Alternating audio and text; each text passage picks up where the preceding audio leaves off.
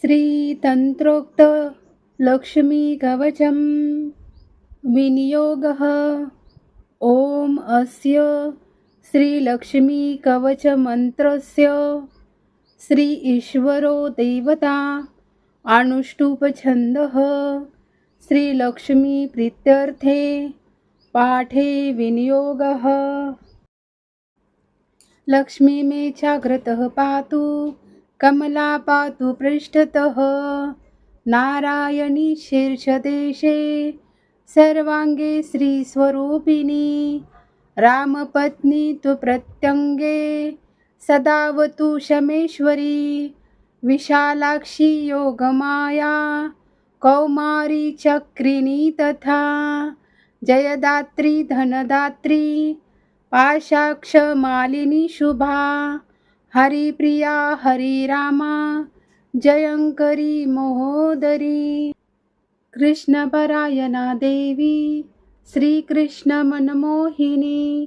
जयंकरी महारौद्री सिद्धिदात्री शुभंकरी सुखदा मोक्षदा देवी चित्रकूटनिवासिनी भयं हरतु भक्तानां भवबन्धं विमुच्यतु कवचं तन्महापुण्यं यः पठेत् भक्तिसंयुतः त्रिसन्ध्यम् एकसन्ध्यं वा मुच्यते सर्वसङ्कटात्।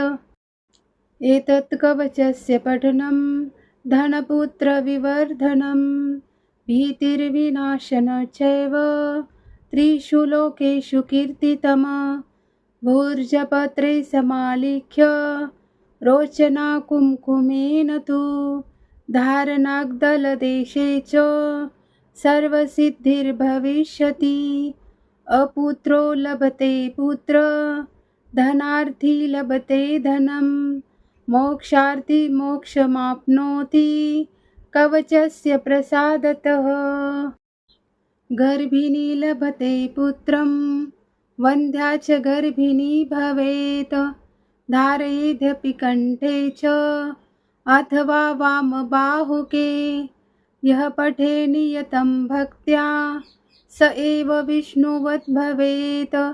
मृत्युव्याधिभयं तस्य नास्ति किञ्चिन्महीतले पठेद्वा पाठयेद्वापि शृणुयात् श्रावणेदधि सर्वपापविमुक्तस्तु लभते परमां गतिम्।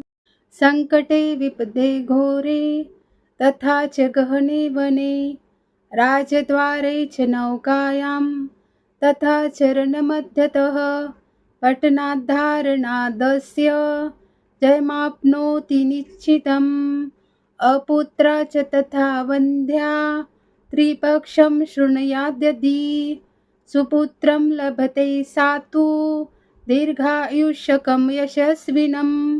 शृणुयाद्दः शुद्धबुद्ध्या दौमासो विप्रवक्त्रतः सर्वान् कामान् वाप्नोति सर्वबन्ध्यादिविमुच्यते।